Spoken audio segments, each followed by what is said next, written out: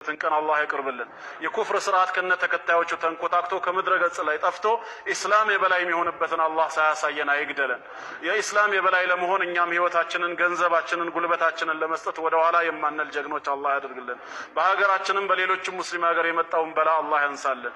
መስጂዶቻችንም ወንድም እህቶቻችንም አላህ ከጠላት ይጠብቅልን። ጠላቶቻችንን አላህ እርስ በርስ ያባላቸው። የሙስሊሞች ምርኮ ገንዘብ ያደርጋቸው። ወንድም እህቶቻችንን ከጠላት ሴራ አላህ ይጠብቃቸው።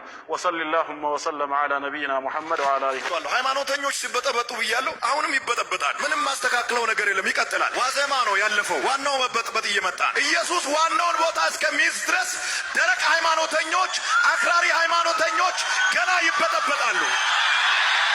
ብዙ ሰው ይቅርታ ይጠይቃል ብሎ ይጠብቃል። እደግምልሃለሁ ገና ይበጠበጥ። ህዝበ ለሀገራችን ለኢትዮጵያ ለአንድነቷ ለሰራዊቷም ለመኳንንቷም ለህዝቧም ሰላምን ስጣት። በዳሪና በውስጥ ያሉትን ጎረቤቶቿን ሁሉ በፍጹም ሰላም አስጊጣቸው። የሰላም ንጉሥ ሆይ ሰላምህን ስጠን።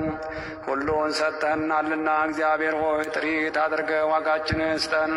ከአንተ በቀር ሌላ የምናውቀው የለምና ቅዱስ የሚሆን ስምህን ፈጽመን እንመጠራለን። ነፍሳችን በመንግሥት መንፈስ ቅዱስም ትድን